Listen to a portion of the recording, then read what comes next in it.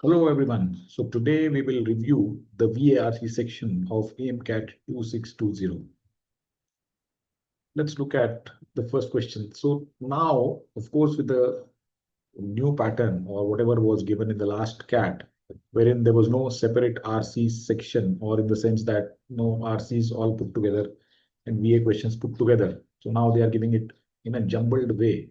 So we don't know what comes next. So what we will do is just keep going one by one.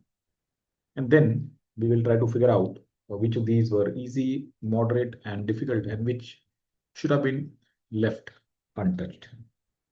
So let's talk about the first RC. What choices do societies curtail? For most other species, the constraint appears to be that members affiliate with each other and consort little, if at all, with outsiders. Chimpanzees attack all foreign conspecifics, while the related bonobo can have friends in other communities but always return to their territory at the end of the day. What he's saying is that societies अगर यहाँ बन जाती है जिस species में, तो वो क्या choices curtail करती है? How are people in societies limited in their choices? Because in other species, just there is one constraint that the members affiliate or mix with only each other and hardly mix with outsiders. So chimpanzees जो होते हैं, अगर कोई बाहर का आदमी foreign cone specific में किसी दूसरी प्रजाति का जानवर अगर उनसे साथ इंटरेक्ट करता है तो उसको अटैक करना. बोनोबो एक और प्रजाति है बंदरों की, so they can have friends in other communities but return to their territory. In both instances, there is a clean separation of the societies based on the animals' knowledge of each other. So यहाँ पे बहुत clear boundaries हैं इनकी societies में. So this particular paragraph, we just hold back, take a pause for a few seconds and recall what we've done. We've read in this paragraph that societies जो है दूसरे species में आपको ये constraint करती हैं कि आप बाहर वालों से interact नहीं करते हो, or there is a separation of societies. Human societies come with further obligations. People must look and act appropriately, adhering within accepted limits to whatever differences set us apart from them. तो human societies में अब और भी restriction होते हैं. इनकी societies में क्या था कि सिर्फ आप दूसरों से मिलजुल नहीं सकते. ह्यूमन सोसाइटीज में और ऑब्लिगेशन होते हैं. लोगों को बिल्कुल एक अप्रोप्रिएट दिखना पड़ता है जैसे दूसरे लोग दिख रहे हैं, और adhere within accepted limits to whatever differences set us apart from them.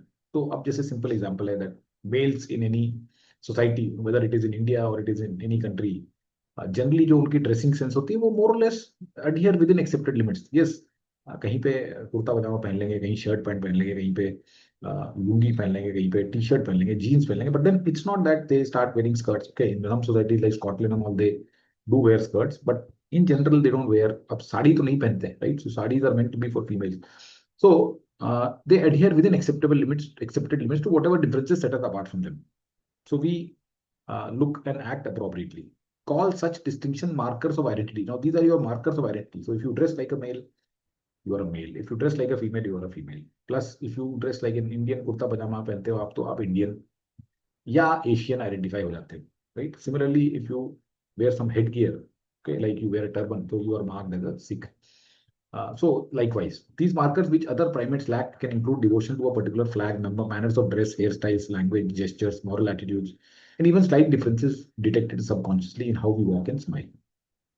So these are our markers which the other primates lack. That means these बंदर वगैरह की सोसाइटी में ऐसा नहीं है कि कोई एक कंट्री को बिलोंग कर रहे हैं, कोई एक तरीके से ड्रेस हो रहे हैं या कहीं एक हेयर स्टाइल रख रहे हैं. They are all there the markers are not there, and these traits are so numerous and ever present that human beings are walking billboards for their identities. Walking billboard मतलब जो इश्तेहार होता है, जो एक विज्ञापन होता है, right? So you see the billboards outside, out of home. So it's just like when you are walking or when you are moving out, so people can tell you from a distance that okay, you belong to, maybe you are a male, you belong to Indian community, you belong to maybe European, or you are an African. So these traits then make you belong to certain identity.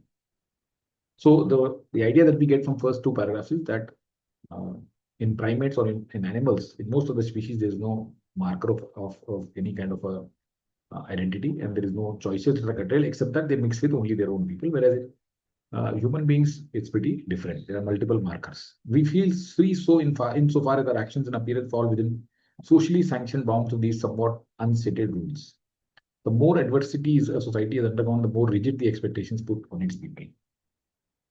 So, agar hum, right, as far as our actions in appearance fall within socially sanctioned bounds, that means we dress within the culture, within the norms of the culture. These are unstated rules, like nobody stops you from wearing a sari, right? But as long as your appearance and action fall within this socially sanctioned bounds, you feel free. And the more adversity the society has gone, that means the more challenges they have faced, the more rigid the expectation put on people. So if a society has undergone a lot of, let's say, distress or a lot of problems, then there's more rigid expectations out of people. In a thriving democracy, people with radical takes retain citizenship, but things can get nasty for those who don't conform to the required markers when times are tough. तो अगर thriving democracy है तो people with radical takes, that means people who are radically different, basically different, they don't have a problem, right? So in a thriving democracy, so in India, if suppose somebody uh, uh, has got a very different outlook, तो उनको कोई problem नहीं है, they will retain the citizenship. But if suppose times are tough and there's an autocracy or authoritarianism, so then those who don't conform, things will get nasty for them. Further, the repulsion towards social deviants can be so profound that we treat them more harshly for the same offense than we do a foreigner. An overreaction known in psychology as the black sheep effect. Black sheep effect बताया गया है यहाँ पे कि अगर कोई social deviant है, that means somebody is doing something which is not within norm society. Suppose there's a society, very conservative society, वहाँ पे live in relationship नहीं है, LGBT नहीं है, वहाँ पे अगर आप LGBT हो या live in हो, तो then you are called a socially deviant. तो आपके लिए काफी harsh treatments society देगी. Compared to suppose the same offence was committed by a foreigner, तो अगर कोई फॉरेनर एलजीबीटी है या फिर कोई फॉरेनर अगर लिव इन है तो उसको इतना हार्शली नहीं देखेंगे. बट अपनी ही सोसाइटी का कोई अगर डिविएंट है तो उसको वो ज्यादा हार्शली देखते हैं. इसको ब्लैक शीप इफेक्ट बोलते हैं कि आप एक ब्लैक शीप हो, तो शीप के जो झुंड में आप अगर ब्लैक हो तो you will be treated harshly. Outliers mean जो इस तरह से आउटलायर्स होते हैं, जो नॉर्मल नहीं होते, जो नॉर्म्स फॉलो नहीं करते, poorly matching what is normal, are ostracised. Ostracised means they are outcast. Stigmatised means उनके ऊपर कलंक लगा दिया जाता है. प्रेशर टू चेंज और treated as foreign depending on kind extent of the aberrance. जो आपका जितना बड़ा एबेरेंस मीन्स जितना डिविएशन है, जिस तरह की गलती मीन्स जिस तरह के नॉर्म से आप दूर हो, उतने ही आपको प्रेशर किया था चेंज करने को. Such censure puts a rain on what goes on in society. इस तरह से लगाम हो जाती है. सेंज्योर मीन्स सच क्रिटिसिज्म के कारण एक रेन सोसाइटी के ऊपर लगाम हो जाती है. तो यहाँ पे इस पैराग्राफ में what message is being given is that the person who is, as long as there is a thriving democracy, then even if you are a deviant, then it's okay, you are accepted. But when things go tough, then then you face bigger challenges. And also in the same society, people who are socially deviant are treated more harshly for the same offense that they would consider a foreigner to be doing. So therefore, this is called a black sheep effect. Extremist regimes aside, by and large, citizens everywhere gladly embrace the restrictions placed upon them, believing in the rightness of the society and finding comfort within the restraint it imposes. तो जो extremist regimes होती हैं, जो जहाँ पे authoritarianism होता है, Syria type की या लीबिया टाइप की या इस तरह की, जो जहाँ पे काफी या अफ्रीकन कंट्रीज में कई सारी, तो नॉर्थ कोरिया है, वहाँ हटा दो, तो बाकी जगह पे लोग जो भी रिस्ट्रिक्शंस हैं वो ग्लैडली उसको एक्सेप्ट कर लेते हैं. They think that it is they believe in the rightness of society and finding comfort within the restraint. कि चलो एक सोसाइटी है, वो हमें अगर रिस्ट्रिक्ट कर रही है कि हम ऐसा ही एक्ट करें, ऐसे बिहेव करें, तो it's okay. The return from society is substantial, a sense of ease, even camaraderie. तो अब अगर आप एक सोसाइटी में अपने रिस्ट्रिक्शंस को एम्ब्रेस कर लेते हो, जैसा वो एक्सपेक्ट कर रहे हैं वैसा एक्ट करते हो, तो आपको रिटर्न सब्सटैंशियल मिलते हैं. You feel easy, you camaraderie means you feel brotherhood around like minded others, social and security support, access to resources, choices for employment, suitable marriage partners, the arts and much more. तो ये सब आपको मिलता है. So if you accept the society's restrictions, then you get a lot of returns, right? So here the focus is on the society's restrictions, and people, apart from extremist society, people gladly embrace because they think that it is right for the society, and also the returns are pretty substantial. Regardless of a society's permissiveness, unity falters if the citizens have the freedom to act outside the comfort zone of others. तो अब अगर citizen जो है वो अगर outside the comfort zone, दूसरों से comfort zone से बाहर अगर एक्ट कर रहे हैं, तो सपोज सोसाइटी में लोग एक तरह से रहने से अगर कंफर्टेबल हैं, you are acting in a different way, then unity will falter. Ethnic diversity present even greater complications in the pursuit of freedom, difficulty in balancing one group's pursuit of freedom with another group's comfort. तो अब इसमें ethnic diversity है, अगर अलग अलग ethnicities के लोग हैं, right? So as we know that different ethnicities have different cultures, and the more the cosmopolitan crowd, the more difficult it is to balance one group's pursuit of freedom with the others. Suppose somebody wants to do things in a certain way, but the other group doesn't want them to do in that way, so then it leads to clashes. All too often, inequalities and personal freedom emerge between groups. Minorities must fit in with what the society finds acceptable, which often means the preferences of the dominant group, which holds primary sway over the identity, symbols, and power of a nation. So as we are seeing in most of the countries, even in India, so let's say minorities are expected to fit in, and the preferences of the dominant group are more followed, and they hold sway. That means they lead over. So that they have a more say in the identity, symbols, and power of a nation. So here he says that when there is an ethnic diversity in a society, then it presents a bigger challenge in terms of uniformity, because different groups have got different ways of interaction, and the minority is somehow made to fit in. In short, human beings give up a degree of freedom and to some extent equality to gain the security and social and economic payoffs of belonging to a nation, while some ethnicities relinquishing more than others. तो human beings अपना एक freedom थोड़ा छोड़ देते हैं और कुछ extent तक अपनी इक्वालिटी भी छोड़ देते हैं to gain the security and social and economic pay off. तो आपको रिटर्न में काफी कुछ मिल जाता है, सिक्योरिटी मिल जाती है सोसाइटी की, सोशल नॉर्म्स में आप एक्सेप्ट हो जाते हो, इकोनॉमिक आपको जॉब्स वगैरह मिल जाते हैं. कुछ एथनिसिटीज को थोड़ा ज्यादा सेक्रीफाइस करना पड़ता है because they are minorities. Still, the pleasure that freedom gives us is undeniable. What's hard is recognizing that dissimilar people elsewhere feel the same thing and for equally good reason. फिर भी all in all is saying that the freedom का जो pleasure है वो undeniable है, और ये जरूर थोड़ा मुश्किल है कि दूसरे लोग भी दूसरी जगह पे उन्हें भी सेम चीजें फील हो रही है. So let's recap this passage. This passage main idea is that first of all he talked about in other species apart from except humans, there's hardly any constraint or any kind of choices except that they move around and mix around with their own people. In human beings, things are pretty different because you are supposed to behave in a certain way, dress in a certain way, act in a certain way, depending upon what your society needs. And therefore, at such times, if you don't conform or if you don't follow the norms, then you may be treated more harshly than than even what they would treat a foreigner. And generally, citizens embrace these restrictions; they are okay with it because they think it is right for the society. And also, it gives them a lot of returns, which could include security, social circle, and also jobs and marriage partners. So the problem arises when there are more ethnicities, and then in that case, one ethnicity has to give in to the maybe desires of the majority. But again, this has its own advantages that it gives us a lot of freedom. So that's the passage. Let's move to the questions.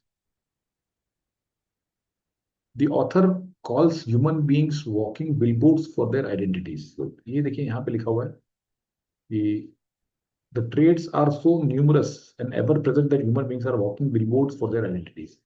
तो इतने सारे traits हैं हमारे, the way we dress, the way we walk, the way we smile, the way we carry ourselves, the way our hairstyles are, the way we speak. Right? So when you speak, then you are obviously identified as your identity, right? So language is of course an identity. So आप हिंदी में बोल रहे हो तो आप Indian हो, आप अगर फ्रेंच में बोल रहे हो तो French. So your language is also tied to identity. They affiliate a lot more with the members of their ilk, means group. So it's not this. Like they are not called walking billboards because they affiliate a lot more with the members. They affiliate a lot more. This is true for primates and other species. This can be easily ruled out. They care more about their looks and actions than other animals. See, there is no comparison between caring about looks and actions with animals. Okay, animals कोई लेना देना नहीं है ये walking billboards or identities से. Animals do not dress in any way. They don't have different hairstyles. They don't talk in any particular language. So this can be also easily ruled out. They adhere to specific markers of identity that sets them apart from other primates. Now, somebody might jump at this option because it says they adhere to specific markers of the identity. To this extent, it is okay. But set them apart from the other primates, that means is the author saying that they are walking billboard because it sets them apart from other primates because they dress in a certain way, they talk in a certain way, they move around in a certain way, they can be told to be different from other primates. उनको देख के आप बोल सकते हो कि ये जानवर नहीं है, बंदर नहीं है, ऐसा नहीं बोल रहे ना.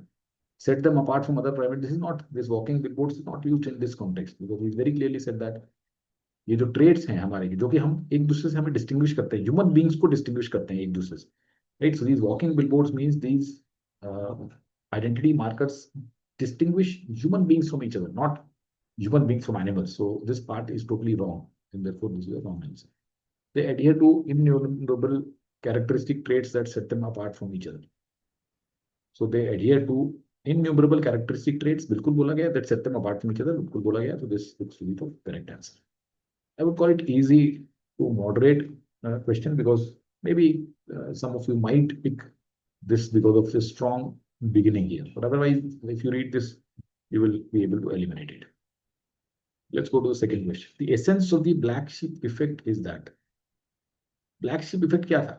That if in a society somebody behaves differently from others, then he is treated a little more harshly or behaves in the sense commits some offense. तो अगर एक सोसाइटी है उसमें ये सोसाइटी का ही आदमी है और ये एक फॉरेनर है, तो ये फॉरेनर है और ये एक लोकल है, if he commits an offence और he does something which is not acceptable to society, then he will be treated more harshly than what they would do to this foreigner. अगर ये foreigner भी वही गलती करता है तो इसको इतना हार्शली ट्रीट नहीं करेंगे जितना अपने खुद के आदमी. Censuring the actions of outliers helps maintain control in the society. See, outliers को सेंस्योर करना उनके एक्शंस को, ये तो ठीक है, बट हेल्प्स मेंटेन कंट्रोल ऐसा नहीं लिखा हुआ है. Let's read it out here. Repulsion felt towards social deviants can be so profound that we treat them more harshly for the same offense than we do a foreigner. An overreaction known in psychology as black sheep effect. Outliers poorly matching what is normal or ostracized, stigmatized, pressurized to change or treated as foreign. तो ये नहीं लिखा हुआ है कि this is done such censure puts a rain on what goes on in a society. तो इस तरह से करने से सोसाइटी में एक कंट्रोल सा आ जाता है, right. So essence of black sheep effect is that in censuring the actions of outliers helps maintain control in society. Okay, ठीक है, इसको रख सकते हैं. We'll keep it here because he is mentioned here. Such censure puts a rein on what goes on in a society. Okay, तो इसको रखते हैं. Let's look at the other. Deviant members of society are excoriated. Excoriated means criticized or taken to task with greater rigor than deviant non-members. Yes, ये एक step पहले की बात करता है. ये यहाँ पे बता रहा है कि the repulsion between social deviants can be so profound that we treat them more harshly for the same offense than we do a foreigner. An overreaction in psychology known as black sheep. तो ये जो over reaction है वो ये है कि आप अपने ही सोशल डिविएंट को ज्यादा हार्शली ट्रीट करते हो compare to foreigner. So this actually is the essence of black sheep effect. This censure जो आप कर रहे हो, right, so it puts a rain on what it goes on in a society is not linked to the black sheep effect. इसलिए हम इसमें we can remove this A option and consider B as a better option because he's saying that deviant members of a society are excoriated with greater rigor than deviant non-members. A deviant non-member होता है जो foreigners और deviant member जो member society के. So this looks better than, much better than this. Social deviations are hardly possible when the rules are tightly monitored. This is not at all the essence here. Thriving democracies are both tolerant towards non-conformity. This again is not a not at all relevant to black sheep. तो इसमें से ये दो option बहुत easily हटा दिए गए. दो ऑप्शन में थोड़ा कंफ्यूजन होना लॉजिकल है. Censuring the actions of outliers. Now what kind of actions, right? Now again actions is not, it's a vague term, right? You are not considering all the actions of outliers, right? So deviant members of a society are excoriated with greater rigor than deviant non-members. मतलब आप उनको harshly ज्यादा treat कर रहे हैं. So part you can say, okay, this is okay, censuring the actions of outliers, this is still okay, but helps maintain the control in the society. This is not the essence of black sheep effect. Black sheep effect यहाँ पे define किया इसने कि over reaction है, कि आप over reaction, right, over reaction which means अपने ही बंदे को आप ज्यादा हार्शली ट्रीट कर रहे हो compare to foreigner for the same offence.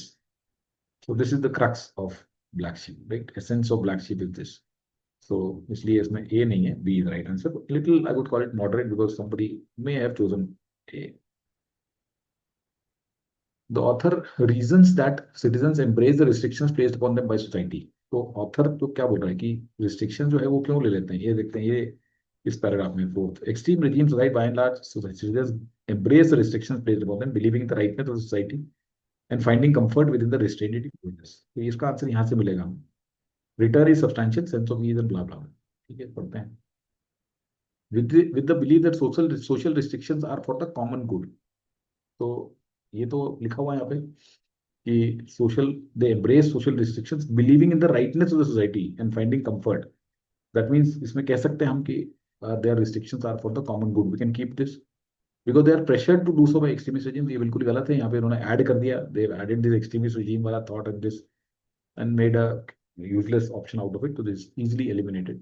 Because the substantial returns that society promises to those who keep its accept its norms outweigh the downside of the restrictions. Now this is again a very tempting offer, okay, because वहाँ पे सारे returns की बात की गई है यहाँ पे, right? If you read this, the return from the society is substantial sense of ease and blah blah blah. So this matches with substantial returns the society promises to those who accept it. So we will keep this also in order to avoid being ostracized for being black sheep. ये black sheep की बात इसमें नहीं हो रही है इस particular context में, तो इसको भी आसानी से हटा सकते हैं. तो अब ए और सी में कौन सा सही है? तो let's read it carefully. With the believe that social restrictions are for the common good, so they embrace the restriction believing in the rightness of their society, that society is justified in doing this and finding comfort within the restraint. Return is substantial, all these. But यहाँ पे कहीं पे दिया हुआ है क्या कि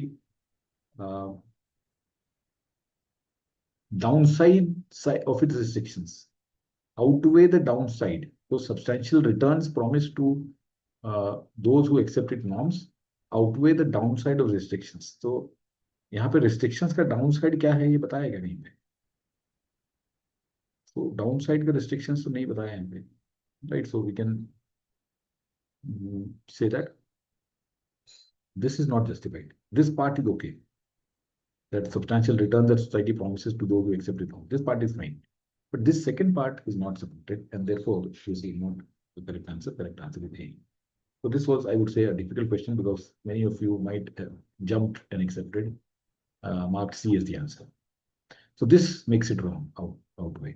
The author is most likely to agree with all of the following except human societies curtail a lot more choices than other species do. This is fine, yes, क्योंकि दूसरी स्पीशीज में सिर्फ ये है कि आप दूसरों से मिलो जुलो मत, लेकिन ऐसा मत पहनो, वैसा मत पहनो, ऐसे मत चलो, वैसे मत चलो, वो सब थोड़ी है. तो human societies curtail a lot more choices. This is correct. So this is not the correct answer because I'm likely to agree with all the following except the pleasure that freedom gives different people is not as important as the security that society offers them. Pleasure that freedom gives different people is not as important as security. तो क्या freedom important नहीं है, security ज्यादा important है, ऐसा है क्या? कहीं तो बोल रहा है क्या? Pleasure that freedom gives is undeniable. Pleasure तो है freedom का, right? ये security तो compare किया है क्या कहीं पे कि pleasure that freedom gives is not as important as security? ऐसा तो नहीं लिखा. We can keep this as the answer. Outliers deal with greater censure from society during tough times. Yes, tough times में outliers को ज्यादा censure होता है, ज्यादा उनको क्रिटिसिज्म करना पड़ता है. तो डिफिकल्ट टाइम्स में ये लिखा हुआ है यहाँ पे डेमोक्रेसी, ये लिखा हुआ है in thriving democracy person with radical takes retain but things get nasty for those who don't conform to the required market when times are tough. So this is given. Tough times make social norms rigid, ये भी साफ साफ बताया है इसमें. Tough times में the more adversities a society has gone, the more rigid the expectation put on people. बहुत clearly यहाँ पे ये बताया है. Correct answer B है. Pleasure that freedom gives is not as important. This I would say is easy to tackle. So on the whole, the passage was easy, not very difficult to understand. I would say we should have done this, and more or less, I think questions 3 out of 4 should have been a good, and 4 out of 4, of course, would be pretty good. So let's move to the next question.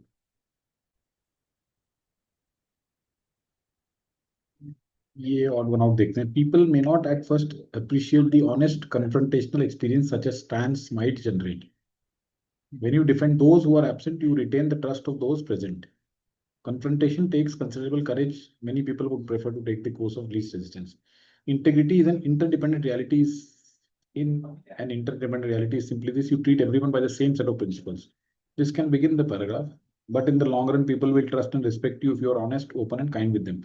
So, but this connects with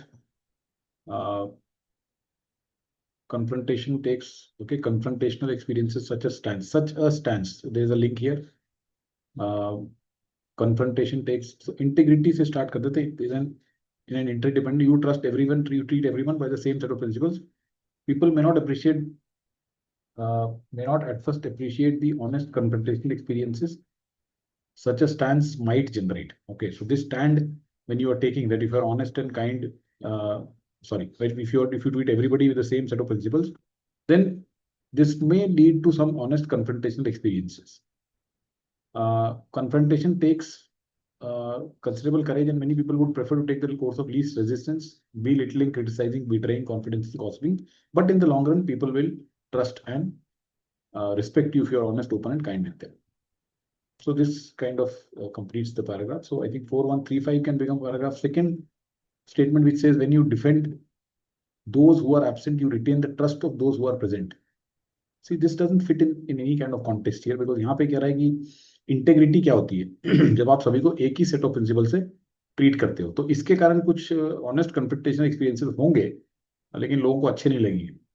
तो क्योंकि confrontation जो है वो takes considerable करेज, और लोगों के ऊपर करेज तो होता नहीं, they will take the path of least resistance, which is all of this, but in the long run people will trust and respect you. So this sentence that talks about defending those who are absent from where you retain the trust of those who are present, this is not at all a part of this paragraph, and so we can say second is the odd one out. Previous studies focusing on difference in behaviors, cognitive function, and personality traits between the only children and those with siblings had shown that only children tend to exhibit more positive developmental outcomes such as higher intelligence and creativity. तो जो only children होते हैं और those with siblings जिनके भाई बहन होते हैं, तो only children में more positive developmental outcomes होते हैं, मतलब उसमें intelligence और creativity ज्यादा होता है. However, sole attention of parents and grandparents to an extent resulted in what they call undesirable personality traits. अब ये पैम्पर्ड होते हैं थोड़े, तो इनमें अनडिजायरेबल ट्रेट्स आ जाते हैं, dependency, selfishness and social ineptitude. Only children miss out on early opportunities to practice social skills and empathy. A new study in China has shown that only children who perform higher on creativity showed a higher volume of gray matter in the parietal lobe, a part of brain associated with mental flexibility and imagination. Scans of only those children who showed less agreeable traits showed less gray matter in the medial prefrontal cortex, part of brain known to be involved in thinking about self in relation to others. तो यहाँ पे अब पहले part में तो only children और siblings में बताया कि ओनली चिल्ड्रन में ज्यादा डेवलपमेंटल आउटकम्स होते हैं पॉजिटिव और हायर इंटेलिजेंस होती है, लेकिन कुछ अनडिजायरेबल पर्सनालिटी ट्रेट्स भी आ जाते हैं उनमें, डिपेंडेंसी, सेल्फिशनेस वगैरह. क्योंकि ओनली चिल्ड्रन जो है, इन ये सोशल स्किल्स और एम्पैथी प्रैक्टिस नहीं होती, अकेला चाइल्ड, तो जिनके अंदर क्रिएटिविटी है उनके वॉल्यूम ऑफ ग्रे मैटर ज्यादा होता है पेरिएटल लोब में, और जिनके अंदर लेस एग्रीएबल ट्रेट्स होते हैं उसके अंदर लेस ग्रे मैटर होता है. तो इस तरह से डिफरेंस एक उनके ब्रेन के स्कैन में निकला.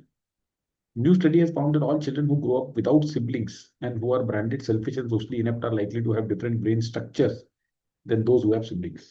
See, ये तो बिल्कुल ही गलत है, because brain structure is being compared between only children who show creativity or who are high on creativity compared to those only children who have less agreeable traits. So the brain comparison is not between sibling brains. So this is totally wrong. Corroborating previous findings, the new study has shown that Chinese only children outperform those siblings on creativity, but consistently scored lower on agreeable personality traits. Now, only children का comparison दूसरे siblings के साथ में less agreeable traits के ऊपर नहीं हुआ है. ये जरूर कहा है कि उनके अंदर कुछ अनडिजायरेबल ट्रेट्स आ जाते हैं, लेकिन क्या ये सिबलिंग्स में भी आते हैं, ऐसा कुछ नहीं बताया. दूसरा, इसमें there is no talk about the brain का जो मैपिंग किया है उन्होंने, स्कैन किए हैं, उसमें क्या रिजल्ट है, उससे कोई लिंक नहीं. तो this is wrong. Well, previous studies have focused on behavioral, cognitive, and personality differences between those with and without siblings. A new study found parts of brain associated with development of agreeable personality traits were indeed structurally different in the two populations. Again, this is wrong because he is talking about two populations में with or without siblings. तो brain structure जो है वो with or without siblings वाला नहीं है. Brain structure है only children में with agreeable traits and those without agreeable traits. So this is also wrong. So B becomes the correct answer here. New study had shown that only children who were more creative showed a higher volume of gray matter in the parietal lobe than with those who displayed less agreeable social traits had less gray matter in the medial frontal prefrontal cortex. So only children की ही बात हुई है यहाँ पे. Okay, they're not compared with siblings. Somebody might say that they have not discussed the comparison with siblings, but at least there is no distortion here. In rest of these three, there were major distortion. First और second और third में तीनों में काफी distortion. Second के अंदर तो brain structure की बात नहीं थी. फर्स्ट में और थर्ड में उन्होंने जो कंपैरिजन किया है ब्रेन का, वो उनको सिबलिंग और विदाउट सिबलिंग वालों को कर दिया. So they can be eliminated. So this was, though it was long, so I would call it medium, but it was not difficult by any standards. If you read it carefully, then you will very clearly be able to identify which are wrong answers. तो इसलिए इसको difficult नहीं बोल रहा हूँ, I am calling it a medium level. Let's go to this particular passage. How to teach world history today is a question that is going to grow only more and more important. Last summer in the US, a debate flared when the influential testing agency AP announced a change to its attendant courses, a change in which world history would begin in 1450. तो world history कैसे सिखाई जाए, ये question काफी important होता जाएगा, क्योंकि एक डिबेट हो गया. एक टेस्टिंग एजेंसी है एडवांस प्लेसमेंट, इन्होंने अनाउंस किया कि world history should begin from 1450. In practice, beginning world history in 1450 becomes a story of how Europeans came to dominate not one but all the continents and excludes the origin of alphabets, agriculture, cities, and civilization. Before the 1400s, it was the others who did the empire building, drove sciences, medicine, and philosophy, and sought to capitalize on and extend the trading networks that facilitated the flow and exchange of ideas, goods, faiths, and people. What he's suggesting here is that ये एक जो नया proposal आया advance placement agency का कि history जो है वो 1450 में मानना चाहिए कि शुरुआत हुई है, तो इससे तो गड़बड़ हो जाएगी. Because 1450 was the time when Europeans started dominating the entire world और रादर ऑल द कॉन्टिनेंट्स. और जो उसके पहले जो हुआ है उससे in civilisations like India, China and Middle East, तो यहाँ पे ये सिविलाइजेशंस तो काफी टाइम से, हजारों सालों पहले से हैं. तो उनका क्या होगा, वहां पे अल्फाबेट ग्रो हुए, इंस्टीट्यूट का आविष्कार इंडिया में हुआ, एग्रीकल्चर, सिटीज, सिविलाइजेशन, ये सब तो बहुत पहले हुआ. Mohenjodaro, Harappa, these are all 5000 years old. तो उनका क्या होगा, क्योंकि यूरोपियंस तो चलो 1450 से एम्पायर बिल्डिंग में आए, लेकिन उसके पहले तो बाकी के लोग कर रहे थे इतना सारा काम. Under pressure, AP College Board retreated. We have received thoughtful principal feedback from AP teachers, students, and college faculty, said a statement. As a result, the start dates for the course have been nudged back 250 years. So, as if doing a great favor, he's saying that हमने बहुत सारे हमें feedback आए हैं और उसके basis पे हमने डिसाइड किया कि अब हम 1450 जगह 1200 से करेंगे, as if it's a big thing.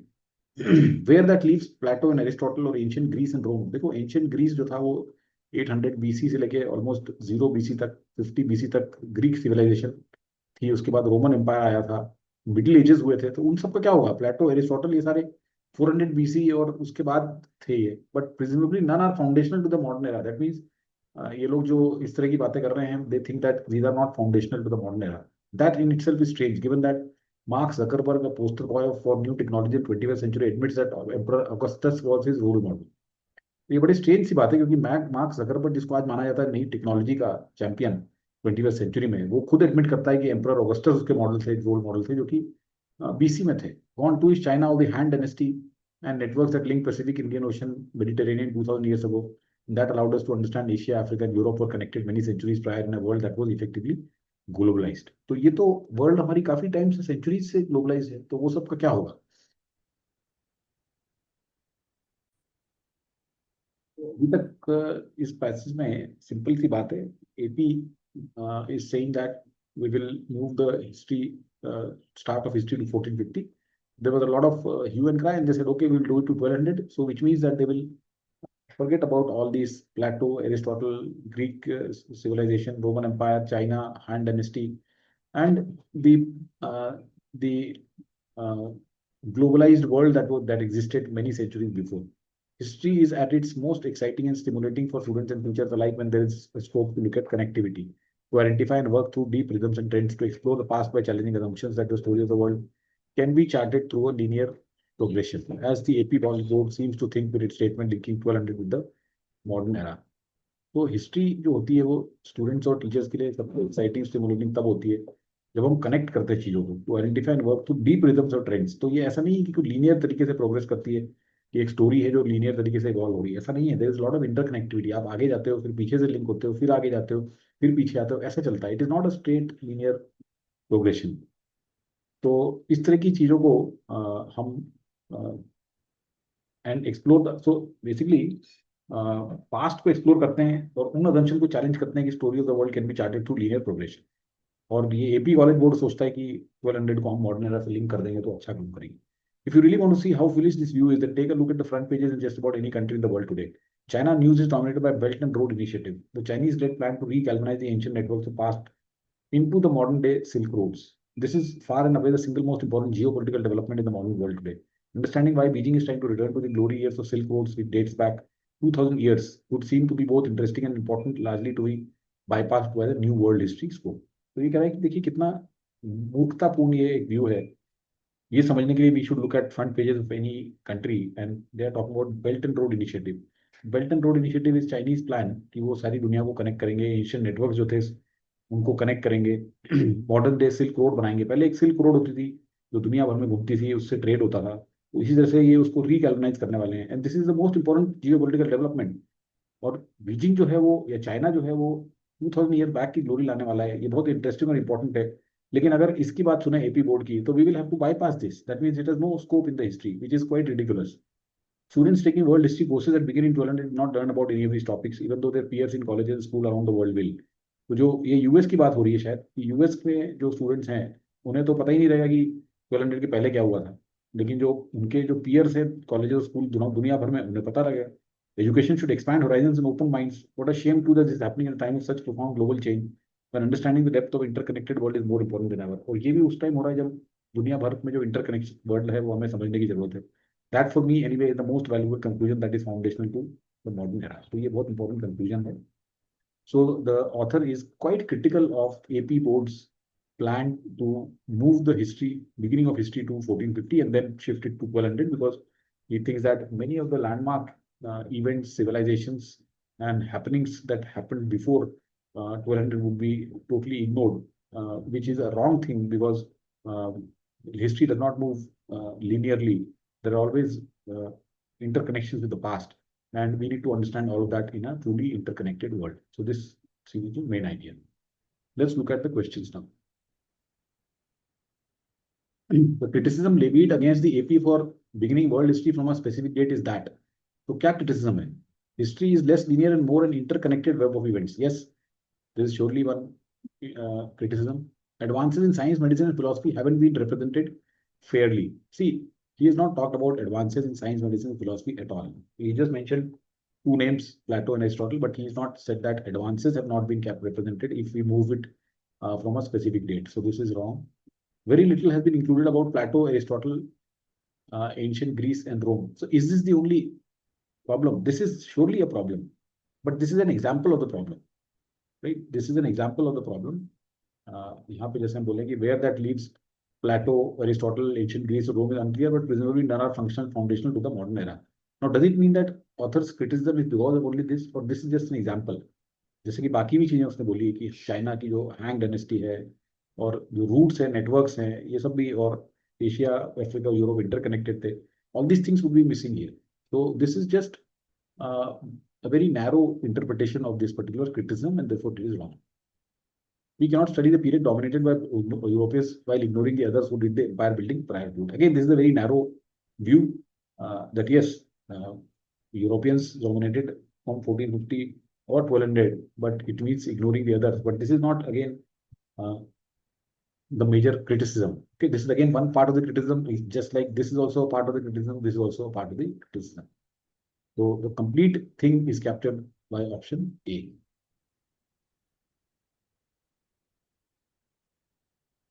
See, also this is wrong because he's not saying that Europeans का time study नहीं करना चाहिए. Right? He doesn't have any problem with the European. He only says that अगर आप Europeans का करो तो आप बाकी का भी करोगे आप. But then again, that is not the main idea or the main criticism. The author mentions Mark Zuckerberg in the passage to demonstrate that. It is Emperor Augustus and not Plato and Aristotle who are foundational to the modern era. ये तो बहुत literally ले लिया आपने, बिल्कुल ही गलत. History of Greece and Rome are important to understand the history of the modern era. See, in that context, has he written?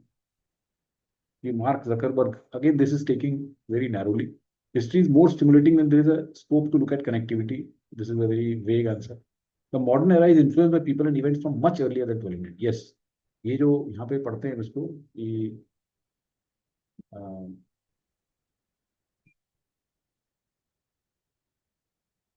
Mark Zuckerberg, a poster boy, admits to Emperor Augustus as role model.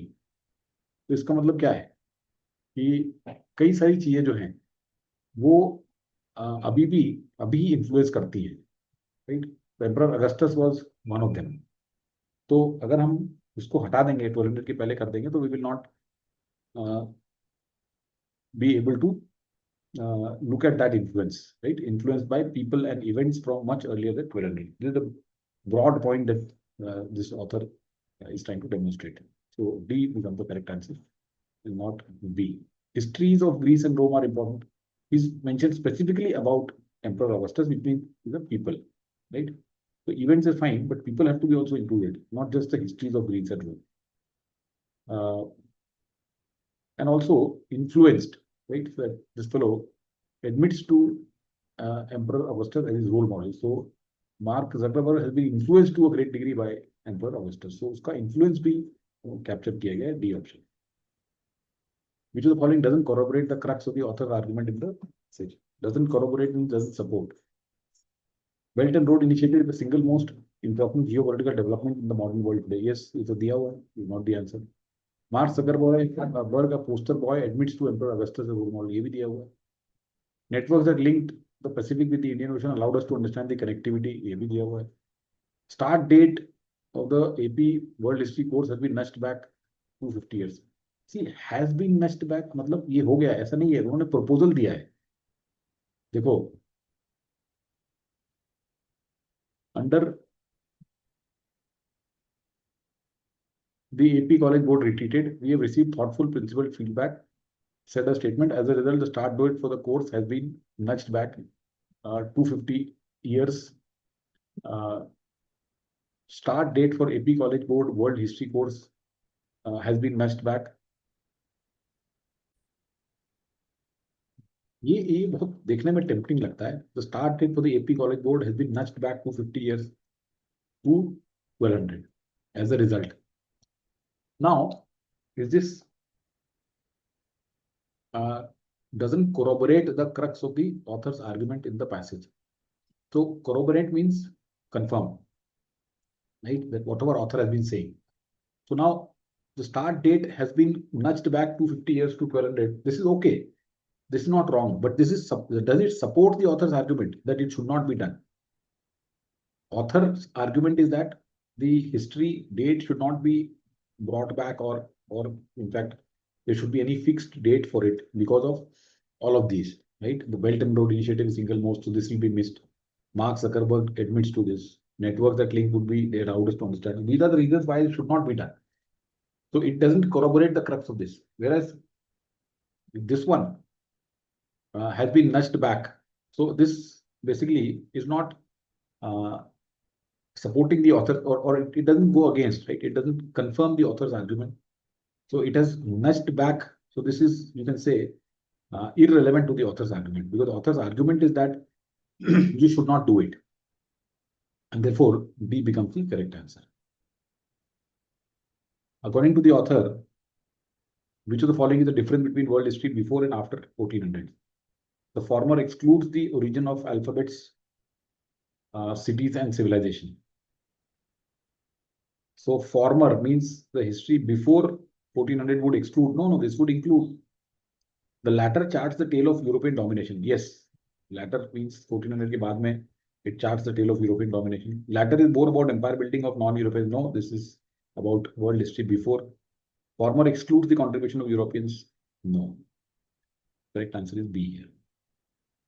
So in this particular passage, I would say that this was a moderate question. This was again a moderate question. This was maybe moderate to difficult, and this is an easy question. Let's go to the next one.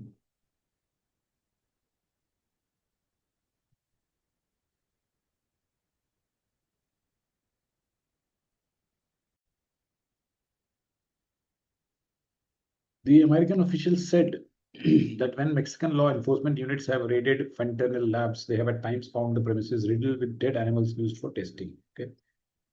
The experimentation members of the cartel say involves combining the drug with a wide range of additives, including animal sedatives and other dangerous anesthetics. The American officials say that when Mexican law enforcement, तो ये basically fentanyl जो Mexico में बन रही है और Trump ने जिसके कारण टैरिफ लगा दिए थे इनके ऊपर, उसके बारे में है।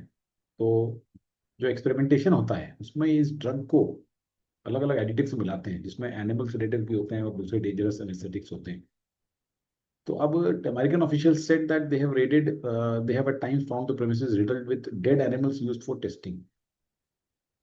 तो आ सकता है क्या, देखते हैं। To test the results, criminals who make the fentanyl for the cartels often called cooks say they inject their experimental mixtures into human subjects as well as rabbits and chickens। तो अभी देखो ये एनिमल्स की बात हो रही है, dead animals की। It is here they are talking about this experimental mixtures. ये जो एक्सपेरिमेंटेशन है जिसमें ड्रग को ऐड कर देते हैं with animal sedatives and other dangerous anesthetics. So this doesn't look like it will come in one because अभी ये यहाँ पे they are testing this on human subjects as well as rabbits and chickens। तो human subjects भी हैं, तो खाली dead animals के लिए नहीं है ये। दूसरा ये experimental mixture कौन से हैं, तो वो ये वाले हैं। तो इसलिए ये बीच में डेड एनिमल्स वो टेस्टिंग ये बीच में नहीं आएगा, क्योंकि ये टेस्टिंग के लिए है। अभी तो ड्रग को मिला रहे हैं किसी चीज से, वो बात नहीं, तो इसलिए वन में नहीं आएगा। टू में आएगा क्या, विद द रैबिट्स। तो ये rabbits, if the rabbit survive beyond 90 second the drug is deemed too weak to be sold to Americans according to 6 and 2 US embassy officials who monitor cartel activity। Okay, तो ये तो 2 में भी नहीं आएगा because rabbits, सो ये connected है कि रैबिट्स और चिकन पे टेस्ट हो रहे हैं, और रैबिट्स अगर 90 सेकंड्स तक सर्वाइव हो गया तो दैट मीन्स कि ये भी बड़ी वीक है ये ड्रग। तो इस तरह से ये एनिमल्स को यूज करें टेस्टिंग के लिए, और 2 एम्बेसी ऑफिशियल्स आ गए हैं। तो दी अमेरिकन ऑफिशियल्स कौन है, ये यूएस एम्बेसी ऑफिशियल्स। तो the American officials, there is a very clear link here now. Third में हम कह सकते हैं कि these American officials are these US embassy officials said that Mexican law enforcement units have raided fentanyl lab. They have at time found the premises riddled with dead animals. They experiment in the style of Dr. Death, said Renato Saenz, former national security commissioner in Mexico। यहाँ पे तो फिर नहीं आएगा। It's to see the potency of substance, like when they die with this they die, with this they don't। That's how we calibrate। So they use animals to calibrate कि अगर animal मर गया तो ठीक है ये, अगर नहीं मरा तो फिर ये ठीक नहीं है। तो इस तरह से ये 4 में भी नहीं आएगा। This comes in 3 here. So this was a difficult question, no doubt this was a difficult question because इसमें कोई डायरेक्ट लिंक नहीं था, बट या येट या ऐसा कुछ करके, या कोई chronology भी जैसे नहीं थी, but we can only link it to these two and the logic of the whole passage. One में आने को काफी लोग वन में मार्क कर सकते थे, बट वन में प्रॉब्लम ये कि एक्सपेरिमेंटेशन जो हो रहा है इसमें you are combining a drug with other additives, and these experimental mixtures are given to human subject as well as rabbits and chickens। तो इसलिए वन में नहीं आया। तो डाउट 1 और 3 का ही था। Okay, let's go to the next passage here। Mathematics has been called the language of the universe. Scientists and engineers often speak of the elegance of mathematics when describing physical reality, citing examples such as pi e equals to mc square, and even something as simple as using abstract integers to count real world objects। Mathematics को language of the universe कहा जाता है। Scientist और engineers जो है वो mathematics के elegance के बारे में बात करते हैं जब फिजिकल रियलिटी को डिस्क्राइब करते हैं। Pi E equals to mc square, even something as simple as using abstract integers to count real world objects। Yet, while these examples demonstrate how useful maths can be for us, does it mean physical world actually follows the rules of maths as its mother tongue, and that this mathematics has its own existence that is out there waiting to be discovered? Point of view on the nature of relationship between mathematics and physical world is called Platonism, and not everyone agrees with it।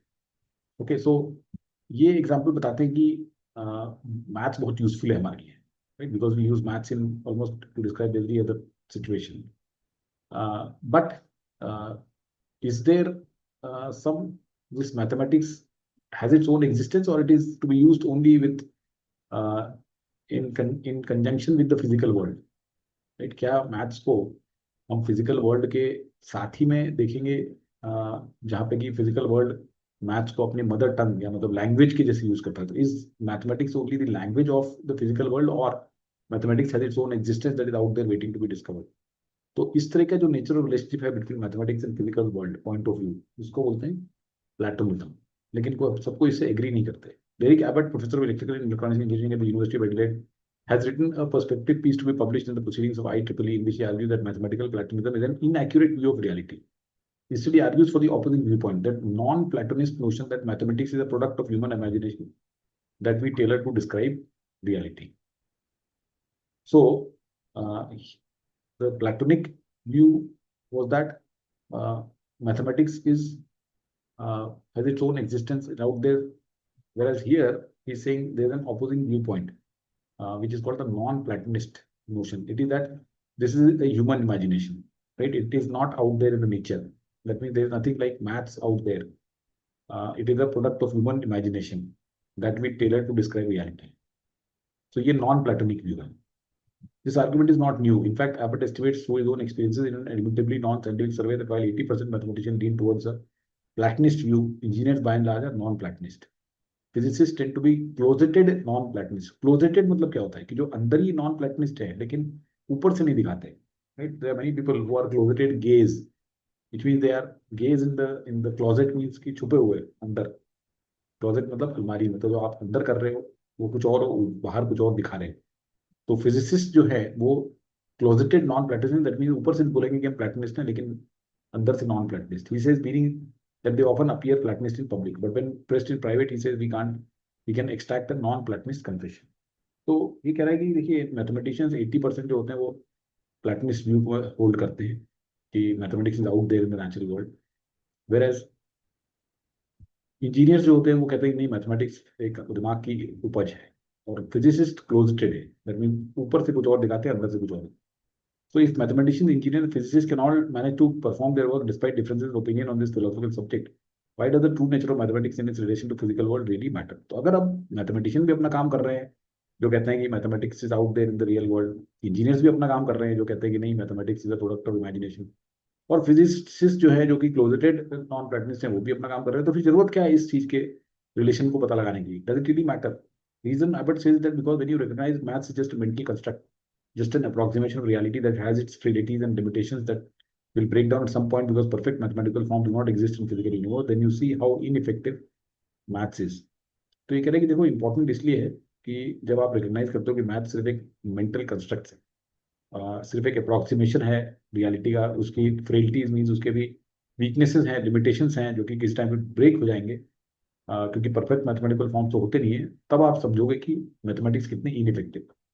सी, इस तरह के sentence समझने के लिए we need to kind of first not look at this whatever is given in this dashes.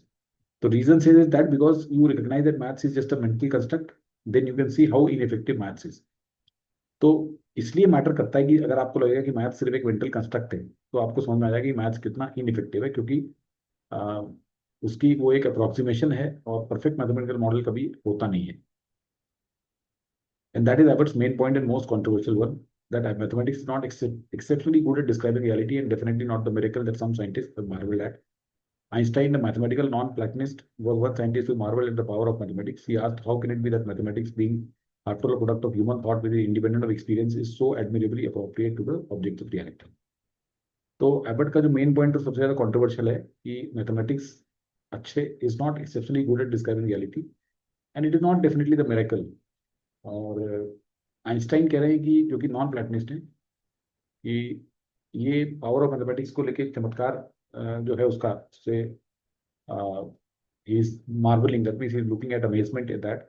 He asked, how can it be that maths, after all being a product of human thought which is independent of experience, is so admirably appropriate to the objects of reality? तो ये ऐसा कैसे हो सकता है कि जो कि ह्यूमन थॉट है लेकिन फिर भी ऑब्जेक्ट्स ऑफ रियलिटी के अप्रोप्रिएट है, राइट? विच मीन्स कि मैथमेटिक्स में जैसे भी हम जो भी चीज निकालते हैं तो ये रियलिटी से कैसे अप्रोप्रिएट है. तो अगर हम एक पाइथागोरस थ्योरम ले लो आप, A square plus B square plus P square equal to H square, तो ये अगर एक ह्यूमन थॉट है, right, just a product of human thought without experience, तो ये कैसे मैच करता है रियलिटी में? तो आइंस्टाइन खुद जो थे वो नॉन प्लेटोनिस्ट थे, उनको उनके हिसाब से मैथ्स एक mental construct. So the point here that is so far being discussed is that Platonists think that maths is something out there in the natural world. It exists. Non-Platonists think that maths has just been invented, mentally constructed by human being to explain the reality. तो Einstein जो है वो काफी amaze रहते थे science की, maths की power. ये ऐसा कैसे हो सकता है कि ये जो अगर हमने इसको सोचा है, कंसीव किया है, तो ये रियलिटी से कितनी अप्रोप्रिएट कैसे हो सकती है? In 1959, the physicist and mathematician Wigner described the problem as unreasonable effectiveness of mathematics. In response, Abbott's paper is called reasonable ineffectiveness of mathematics. Both viewpoints are based on non-Platonic ideas that maths is a human invention. But whereas Wigner and Einstein might be considered mathematical optimists who noticed all the ways mathematical closely describe reality, Abbott pessimistly points out that these mathematical models always fall short. तो एक विग्नर ने कहा कि ये unreasonable effectiveness है। That means Wigner is saying that it is effective, it is unreasonable to think. ऐसा कैसे हो सकता है? Unreasonable means it is beyond the reason, it is not logical कि कैसे मैथ्स जो मेंटल कंस्ट्रक्ट है वो ऑब्जेक्ट ऑफ रियलिटी को बता देता है। और इसका जो पेपर है एबट का, वो कहता है reasonable in effectiveness of mathematics. तो मैथमेटिक्स की जो इन इफेक्टिवनेस है वो क्या है? और दोनों के ही बेस्ड है नॉन प्लेटनिस्ट आइडिया के ऊपर, लेकिन विग्नर और आइंस्टाइन मैथमेटिकल ऑप्टिमिस्ट थे जो कि देखते थे कि मैथ्स कैसे क्लोज रियलिटी को डिस्क्राइब करता है। Abbott was pessimistic and says mathematical model always fall short. What exactly does effective mathematics looks like? Abbott explains that effective mathematics provides compact, idealized representation of inherently noisy physical world. We argue that there are many more cases where maths is ineffective than when it is ineffective. Maths only has an illusion of being effective when we focus on successful examples. But our successful examples perhaps only apply to tiny portion of all the possible questions we ask about the universe. तो ये इसका जो argument है कि effective mathematics जो है वो compact idealised representative देता है इनहेरेंटली नॉइजी फिजिकल वर्ल्ड के, तो वो कह रहा है कि मैथ्स इनइफेक्टिव है ज्यादा केसेस हैं, और ये सिर्फ उसका इफेक्टिवनेस बीइंग इल्यूजन, क्योंकि हम सिर्फ उसके सक्सेसफुल एग्जांपल देखते हैं। तो अगर हम देखेंगे कि सक्सेसफुल लोगों को देख के हम सोचेंगे कि सभी कुछ सक्सेसफुल है, तो देन इट इज रॉन्ग। हो सकता है कि सक्सेसफुल एग्जांपल जो हमारे हैं वो बहुत ही tiny portion of all possible questions we could ask about the universe. Whatever maths addresses is just a tiny portion of whatever that can be asked about the universe. So this passage basically deals with maths being whether they're out there in reality or it is a mental construct, and then there are different kinds of people. Platonic लोग बोलते हैं कि out there in reality है, whereas non-Platonic बोलते हैं नहीं, ये तो दिमाग में है, and then non-Platonic have got their own views. So Einstein had his own views, and he kind of felt that how could it be that math still represents a lot of objects of reality. And then we had these two people, Wigner and Abbott. Wigner said unreasonable effectiveness, which is he wrote this, and whereas this guy wrote reasonable ineffectiveness. So Abbott has got a strong view against this, saying that हो सकता है कि जो maths है वो सिर्फ उन्हीं problem, बहुत ही कम परसेंटेज ऑफ प्रॉब्लम्स को डिफाइन करता है, and we base our evaluation of maths as being successful based upon only those examples. Whereas in universe there could be n number of questions which have not been answered by mathematics. Let's look at the questions now. According to the passage, what is the difference between Platonism and non-Platonism with respect to mathematics? Platonism posits that mathematics dictates the rules that physical world follows, whereas non-Platonism states that mathematics is independent of the physical world. So this is not what it is. Mathematics dictates the rules that physical world follows. So this Platonic is okay, but mathematics is independent of the physical world. It is like mathematics is there as a mental construct. It is there in the minds of human, or it's in the imagination of humans. It is not independent or dependent. That's a different issue, and therefore this particular thing is wrong. According to Platonism, physical world follows the rules of mathematics, whereas according to non-Platonism, mathematical rules are tailored to fit the physical world. So this looks okay. Physical world follows the rules of mathematics, Platonism, right? So this point of view of relationship between mathematics and physical world was Platonism, that maths can be, physical world naturally follows the rules of mathematics. This mathematics has its own existence that is out there waiting to be discovered. So physical world follows the rule of mathematics. This is fine. Non-Platonism mathematical rules are tailored to fit the physical world. तो ये यहाँ पे बता रहा है कि Mathematical Platonism is an accurate view. Opposing view, non-Platonic. Mathematics is a product of human imagination that we tailor to describe reality. So this matches with this tailored to fit the. So this looks okay. Let's keep it. Platonist states that mathematics and physical worlds cannot exist without each other. देखो ये नहीं बोल रहा है they cannot exist without each other. This is wrong. Whereas non-Platonism states that mathematics and physical world can independently exist. ये existence के ऊपर नहीं है. ये है कि फिजिकल वर्ल्ड के रूल्स फॉलो करते हैं मैथमेटिक्स को. ये प्लेटोनिज्म बोलता है. और नॉन प्लेटोनिज्म ये बोलता है कि मैथमेटिकल रूल्स बनाए जाते हैं फिट करने के लिए फिजिकल वर्ल्ड, उनको एक्सप्लेन करने के. तो mathematics and physical world can exist independently which other. This is not what Platonism is saying. Platonism is an inaccurate view of reality. Non, ये बिल्कुल गलत है. ऐसा एक्यूरेट इनएक्यूरेट उसने नहीं बोला है. Correct idea is B.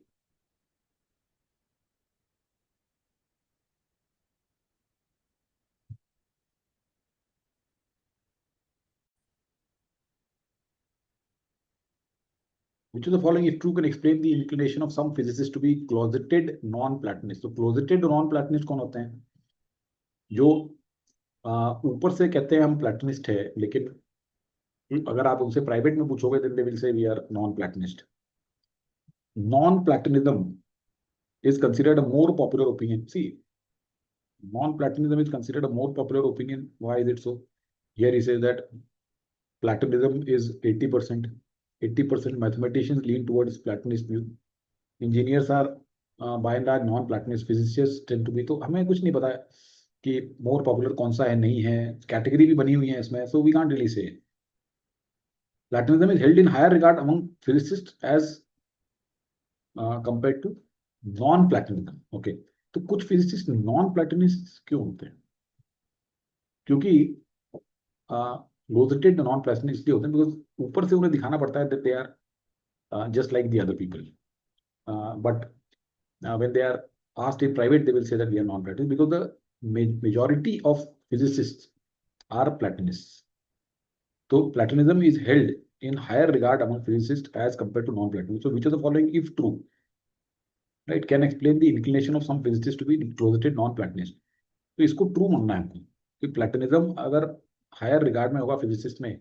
जैसे स्ट्रेट फॉरवर्ड बात करते हैं LGBTQ की कि generally straight being straight is considered to be more in tune with the norms of the society. तो जो अब LGBTQ होते हैं तो वो अपने आप को ओपनली अगर LGBTQ बोलेंगे तो लोग people will outcast them or shun them. But when you ask them in private, they become closeted LGBTQ because majority of the people consider non-LGBTQ as better than LGBT. तो ये Platonism अगर higher regard में होता है physicist में तो definitely we can say that that is why some physicists are inclined to be closeted non-Platonists. So this looks fine. Mathematical Platonism explains most of the problems, whereas non-Platonism, nothing like that. Number of physicists who actively argue is greater. See, if number of physicists who argue for non-Platonism is greater, then why will they be closeted non-Platonists? Then they will be closeted Platonists. So therefore, this is wrong. Correct answer is B. According to the passage, which is the difference between the views of Derek Abbott and Eugene Wigner? तो Eugene Wigner कहते हैं कि unreasonable effectiveness of mathematics और Derek Abbott कहते हैं reasonable ineffectiveness of mathematics. So while Abbott was a non-Platonist, Wigner was a Platonist. ऐसा नहीं है, दोनों ही non-Platonist थे, right?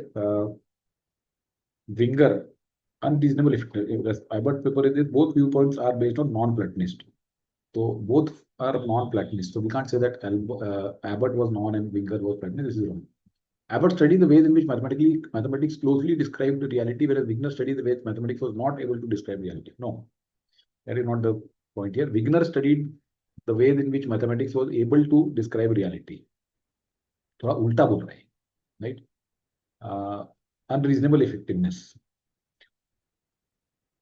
So might be considered mathematical optimist who, whereas Wigner and Einstein might be considered as optimists who can notice the ways in mathematics, all the ways in mathematics closely describes reality.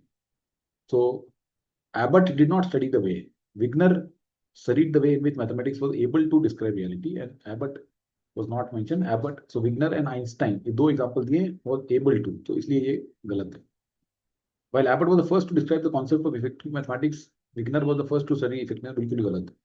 Wigner studied how effective mathematics was in describing reality. Abbott concentrated on how ineffective mathematics was in describing reality. This is a very correct answer. Which of the following would best illustrate the illusion of effectiveness of maths mentioned in the last paragraph of the passage? Choice supportive bias, the tendency to remember one's choices and better than they actually were. Continued influence, tendency to believe previously learned misinformation. Survival bias, logical error of concentrating only on successes and ignoring failures. Yes, this has been mentioned here. If you see, maths has the illusion of being effective when we focus only on the successful examples, but our successful examples might only perhaps apply to tiny portion. तो अगर हम सिर्फ जोमेटो के दीपिंदर गोयल और सचिन बंसल और कुछ लोगों को, निखिल कामत को स्टडी करेंगे और कहेंगे कि startups are very very successful, so everybody should open startups, then we are succumbing to this same issue of survival bias or concentrating only on successes, ignoring failures, because there are millions of people who fail. Like we say that cricketers are very successful, looking at only Sachin Tendulkar and Virat Kohli, then that is a survival bias. We are focusing only on the successes and ignoring failures. तो but यही कह रहे हैं, तो इसलिए C correct answer बन जाता है, फोकसिंग इफेक्ट वगैरह कुछ नहीं. तो अगर हम इस पैसेज को देखें तो थोड़ा सा डिफिकल्ट था compare to the previous passages, because little abstract. It was a little abstract but very interesting passage, very interesting passage that talks about two aspects, platonist and non-platonist views. And अगर हम देखें इसमें questions को देखें तो again this was a moderate question. I would say this was maybe moderate to difficult because ये समझ में आना चाहिए concept closeted non-platonist का. What is the difference between this? ये भी moderate ही है, I would say, and this was also, I would say, moderate question. So करने चाहिए थे, 3-4 things में से सही होनी चाहिए. Let's look at the next one. There is little controversy among economists that growth is essential for poverty reduction and the assumption that distribution of income remains more or less constant. In fact, much evidence points in this direction. Likewise, much evidence suggests that a worsening of distribution tends to increase poverty. Yet the real issue in establishing a development strategy is that the growth and distribution are independent of each other or strongly interrelated. Is it the case, for instance, fastest growth tends to reduce inequality or the contrary, to increase it? Could too much inequality in a given country act to slow or accelerate growth? तो little controversy मतलब ये तो economics मानते हैं कि growth is essential for poverty reduction, क्योंकि distribution of income जो है वो मोर और लेस रिमेन्स कांस्टेंट. और इसी तरह से काफी एविडेंस ये भी बताती है कि वर्सनिंग ऑफ डिस्ट्रीब्यूशन जो है उससे पॉवर्टी बढ़ती है. लेकिन रियल इशू जो है वो ये है कि क्या ग्रोथ और distribution independent of each other है या स्ट्रांगली इंटर रिलेटेड है. कि ग्रोथ होने से पावर डिस्ट्रीब्यूशन ऑफ इनकम होता है या दे आर इंडिपेंडेंट या inter related. So faster growth tends to reduce inequality or increase it, or could too much inequality act to slow or decelerate growth? So the real issue is that growth or distribution क्या independent है या interrelated है. That is the main idea here. Growth cannot reduce poverty unless distribution of income is consistent.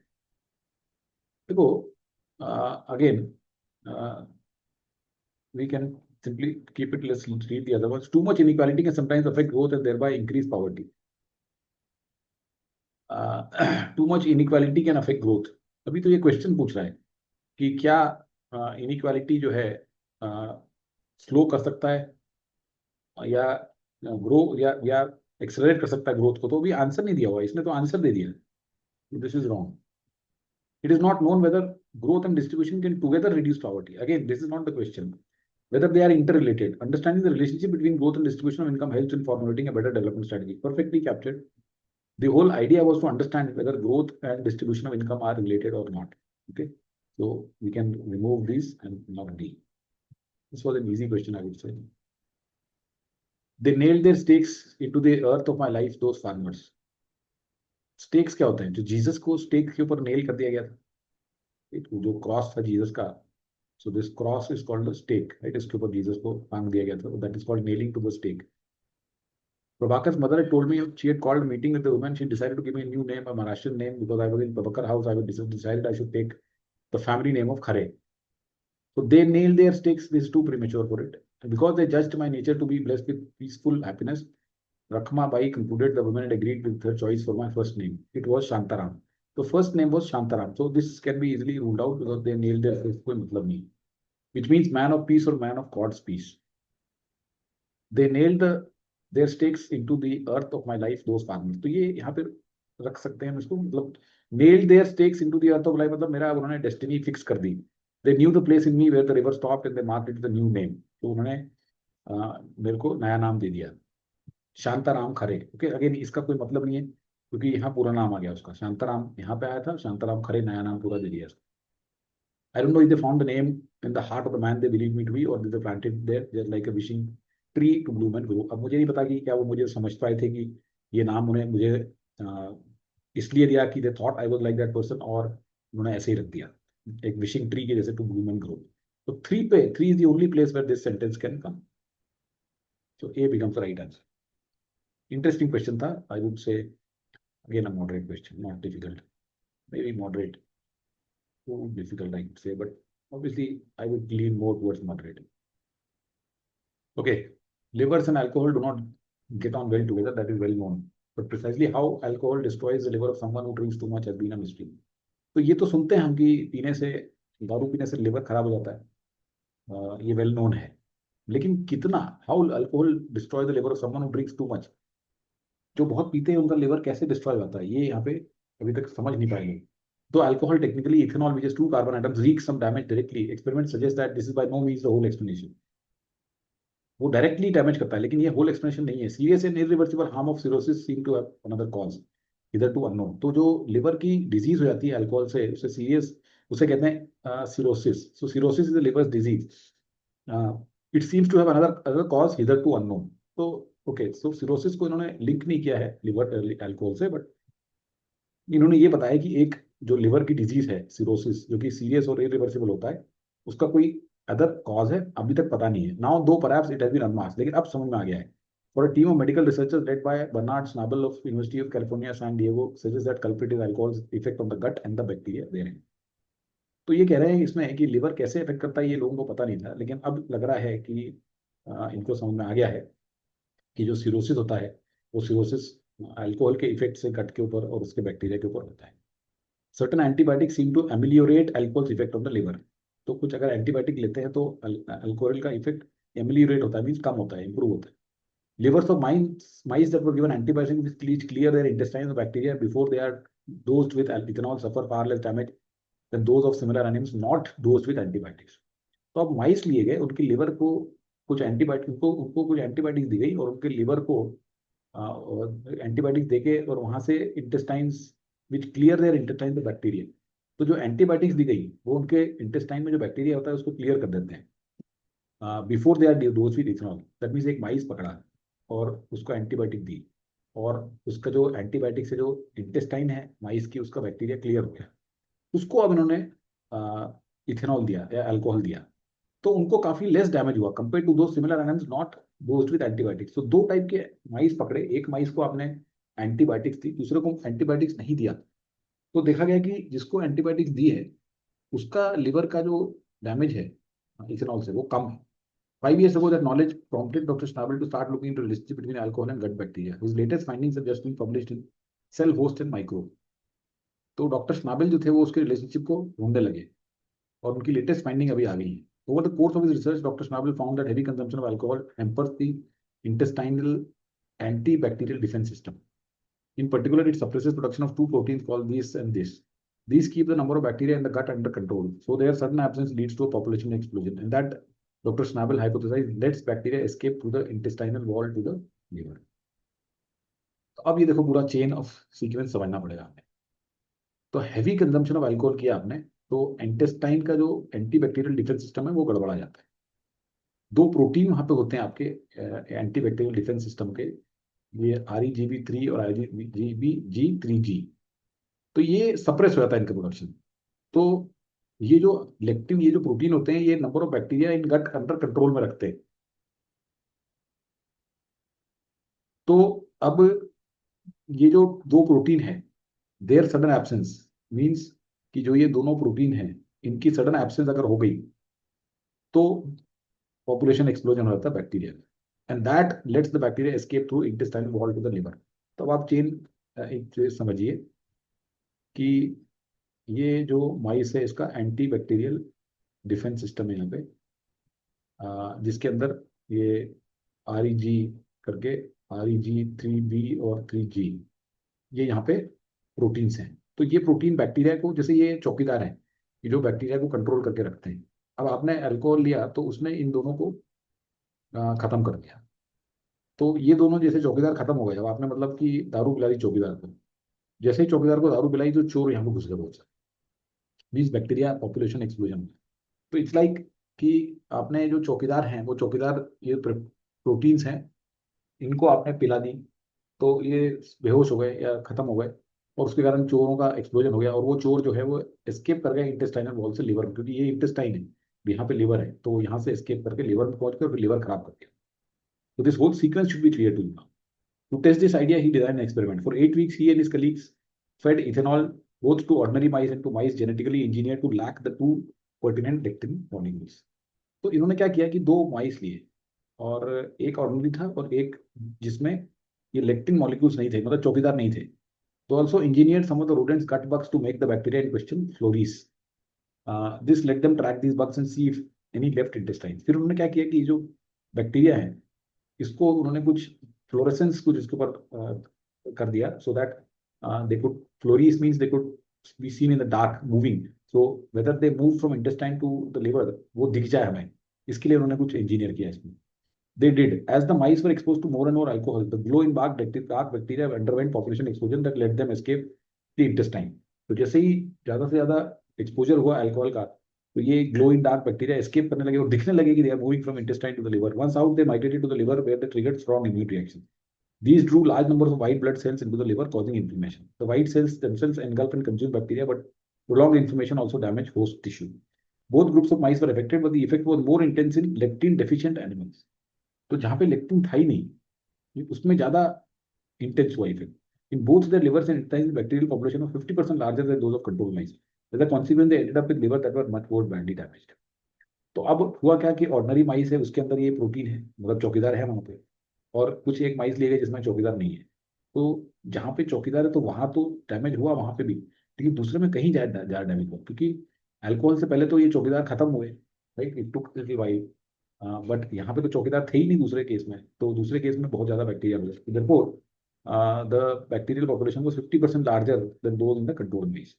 The researchers then tried things in reverse. They ran the experiment in mice engineered to produce more lectin than normal and found these animals could endure extensive exposure to alcohol without developing large bacterial population and showing any signs of liver damage.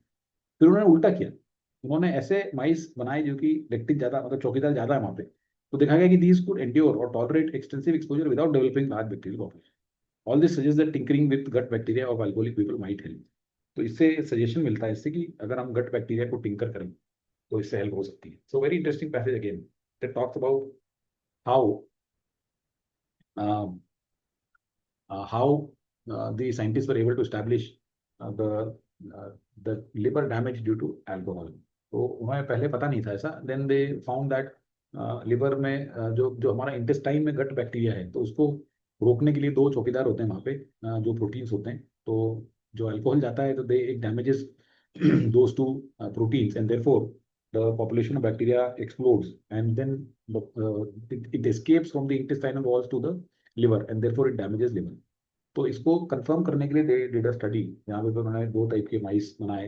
They tracked and then they in the end they had another type of mice जिसमें उन्होंने चौकीदार और चौकीदार बिठा दिए, and they found that they were able to effectively control the bacteria population. So interesting passage. Let's look at the questions. The passage outlines several hypotheses to arrive at the most convincing explanation that suppressing the production of lectins is a key step in preventing hepatic cirrhosis. Suppressing the production of lectins is a key step. और ये तो उल्टा हो जाएगा. Production of lectins should be encouraged, should be promoted. Suppressing करोगे तो और preventing नहीं, you will be accelerating hepatic cirrhosis. This is exactly opposite. Antibiotics can exacerbate the effect of alcohol. No, antibiotics cannot exacerbate. Antibiotics लेने से तो gut bacteria खत्म होते हैं, तो it will ameliorate or improve. So this is also 180-degree opposite.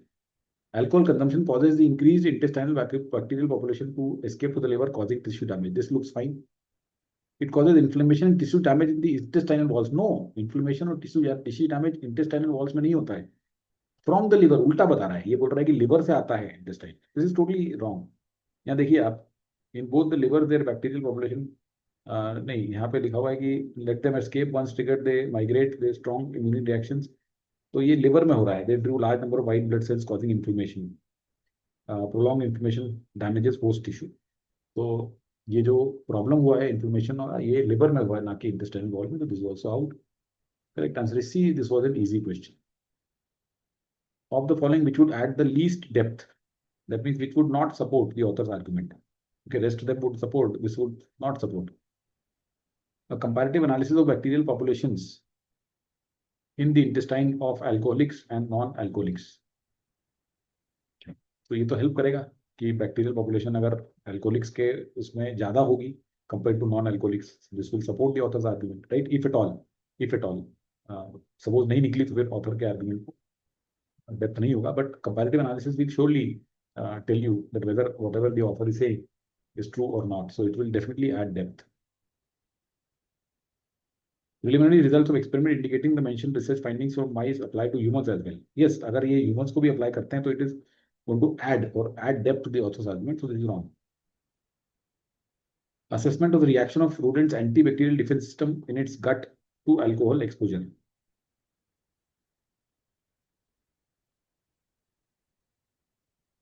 Assessment of the reaction of rodents' antibacterial defense system in its gut to alcohol exposure. Okay, रख लेते हैं. A study citing a new way to boost production of REG3B and RG3G lectins in alcoholic people. तो अगर एक नया तरीका निकाला जाए जिससे कि RE3GB और REG3G लेक्टिन्स जो चौकीदार है उसको प्रोडक्शन बूस्ट हो, इनका मतलब और चौकीदार स्ट्रॉन्गर बनेंगे, तो will it add depth to the argument? Yes, it will add depth to the authors argument, right? तो इसको भी, this also would add depth. तो assessment of reaction in its gut to exposure. Now why it will add least depth? Because this is already given. See, ये question जो है, this is like a projection, right? Projection, और this is like extrapolation, which means that something that has not been done. So out of these four things, three have already been done. Comparative analysis has not been done in the intestine of alcoholics and non-alcoholics. Okay, इन्होंने तो अभी ये नहीं किया है, अभी तो माइस के अंदर देख रहे थे. Preliminary results of experiment indicating the mentioned research finding from mice apply to humans. अभी माइस में है तो अप्लाई करेंगे तो definitely it will add new way to boost production of this. This will also add depth. But this one, assessment of reaction of rodents antibacterial defense system in its gut to, ये तो already दिया हुआ है. देखिए, ये तो already, ये जो पूरा एक्सपेरिमेंट है तो ऑलरेडी उसको असेस किया ना कि उसका जो गट्स है उसमें कैसे वो रिएक्ट करता है उसको. तो this is already given, so therefore it would add least depth. So I hope it is clear. This was a difficult question. Which of the following choices correctly summarizes the consequence of alcohol exposure in lectin augmented mice? तो lectin augmented mice में mice had got a greater tolerance for alcohol, मतलब उसका liver खराब नहीं हुआ. They showed signs of liver damage even there were no bacterial population, बिल्कुल गलत. They exhibited increase bacterial population, बिल्कुल गलत. लेक्टिन ऑगमेंटेड में तो यहाँ पे है ना ये कि more lectin augmented found that these could endure extensive exposure without developing large bacterial populations. तो ना तो इनमें बैक्टीरियल पॉपुलेशन डेवलप हुई, ना लिवर डैमेज हुआ. तो ये गलत है इसमें, ये वाला part. The liver at 50% greater bacterial, ये भी गलत है. और मोर बैडली डैमेज, ये भी गलत है. तो इसमें तीनों ये गलत होगा. They could endure extensive exposure to alcohol without developing large और शोइंग साइंस. बहुत क्लियर है, easy question. According to the passage, the awareness of which of the following formed the rationale for Dr. Schnabel to begin his investigation into relationship between alcohol and gut bacteria. Awareness of which of the following formed the rationale. तो यहाँ पे लिखा हुआ है कि ये जैसे ही पता चला इन्हें, serious irreversible harm seems to have another cause. Now, though perhaps it has been unmasked, the team of medical researchers suggests the culprit is alcohol's effect on the gut and the bacteria therein. तो जैसे ही ये पता चला तो और rather ये जो liver का सर्टन एंटीबायोटिक्स की जो बात है, इसको ये एंटीबायोटिक दिए गए थे अगर आपको, तो बिल्कुल का इतना इफेक्ट नहीं हुआ था। तो दैट नॉलेज, ओके, सो इसका आंसर यहाँ मिलेगा। 5 years ago that knowledge prompted doctor Schnabl to start looking into the religion. तो let us look for liver and alcohol do not share a great relationship. नहीं, the livers of mice that were given antibiotics before they are exposed to ethanol suffer far less damage than the livers of similar animals not dosed with antibiotics but exposed to ethanol. तो ये जो यहाँ पे दिया हुआ है इसने कि the livers of mice that were given antibiotics which clear their intestine of bacteria before they are dosed with ethanol suffer far less damage than those similar animals not dosed with antibiotics. तो ये जो बताया है यहाँ पे देखिए, livers of mice that were given antibiotics before they were exposed to ethanol suffer far less damage, ये साफ साफ लिखा हुआ है यहाँ पे कि this prompted 5 years ago that knowledge prompted। तो ये बहुत क्लियर आंसर आपको यहीं पे मिल जाएगा। ये production of these lectins falls, ये लेक्टिन तो बाद में हुआ उसका, जब उसने उसको स्टडी करना शुरू किया। Tinkering with gut bacteria is possible, ये एंड में आया है। Correct answer is B here. This was again another easy question. So this was a passage that was easy and should have been done. All right, let's look at the next question. There is certainly much to be concerned about US policy in the coming period. Proponents of LIO laud it as having ensured peace.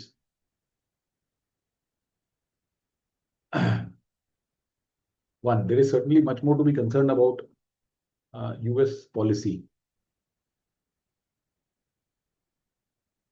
So,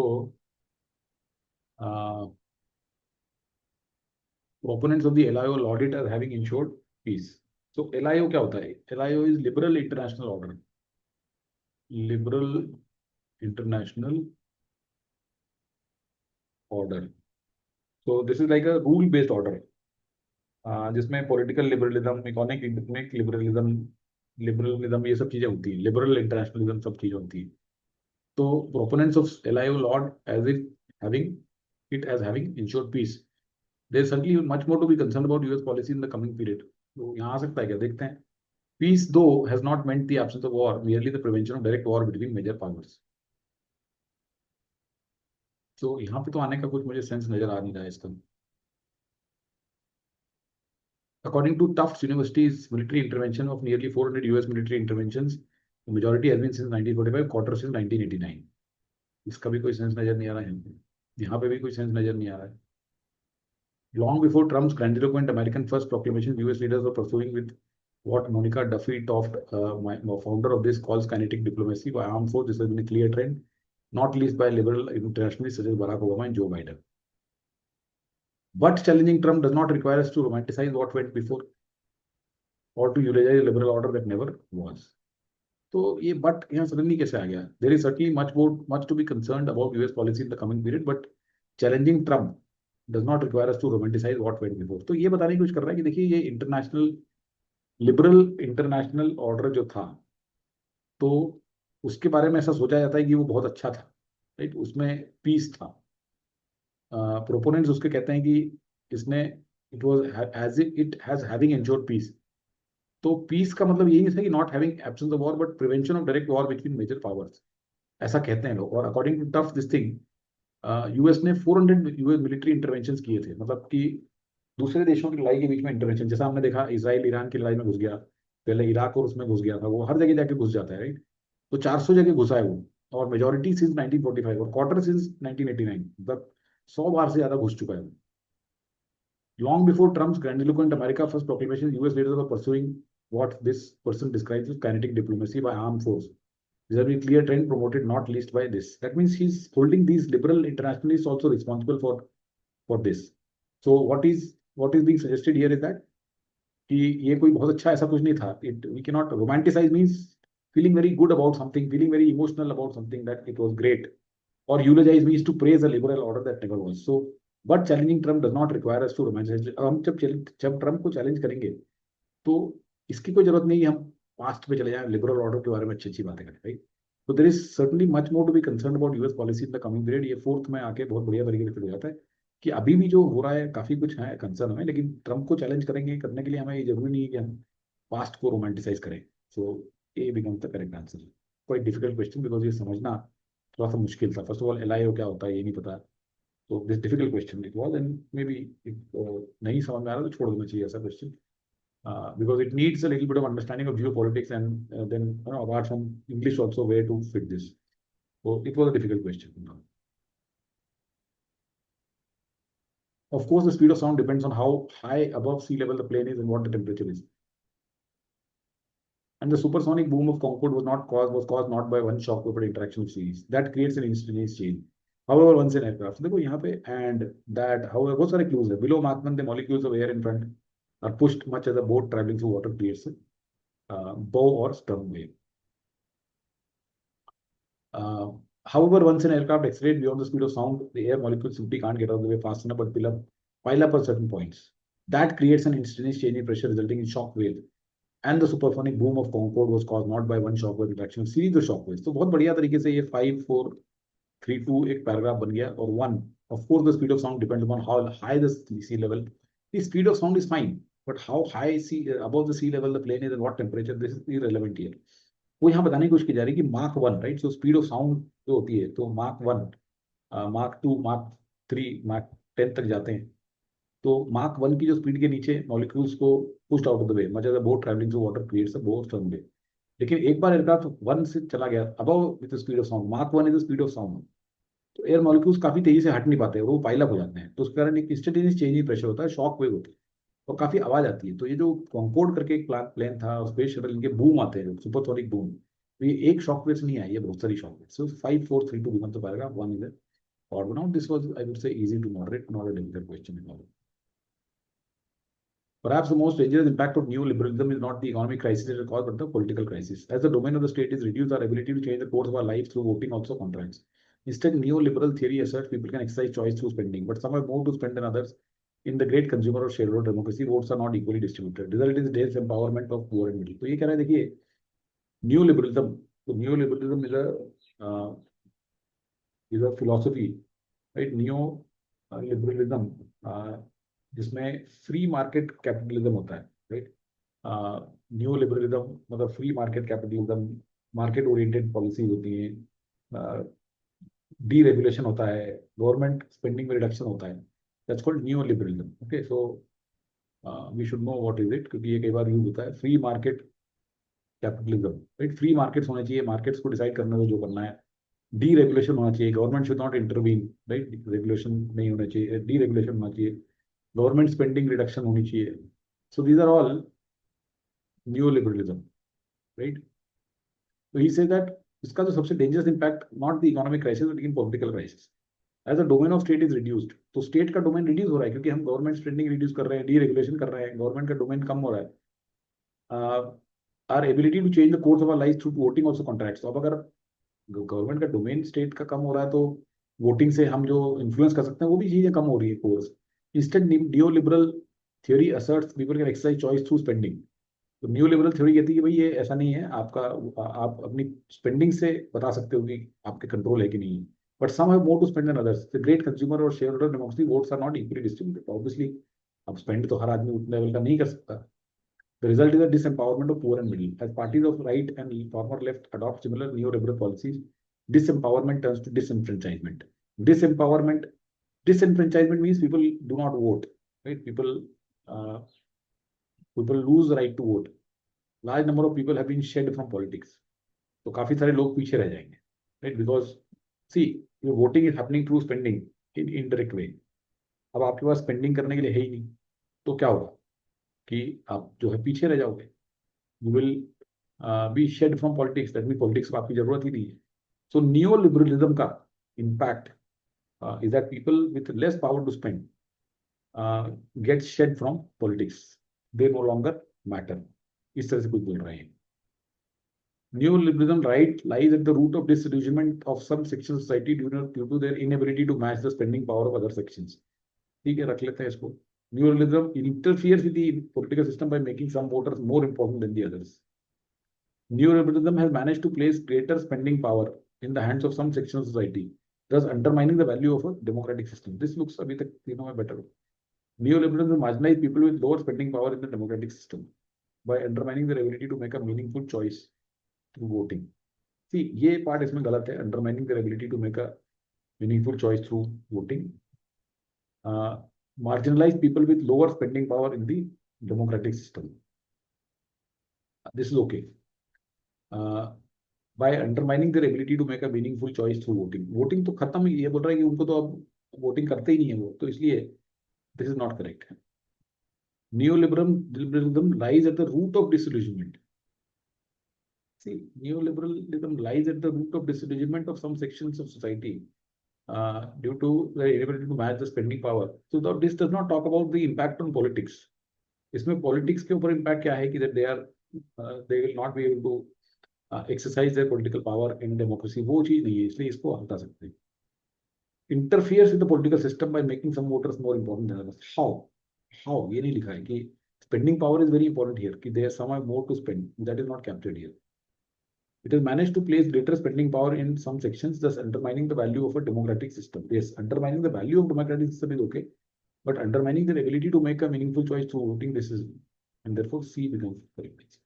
This was again a difficult question. So that brings us to an end to this particular mock. I hope you were able to follow the questions, the RCs and the explanations. That's it. See you again. Bye-bye.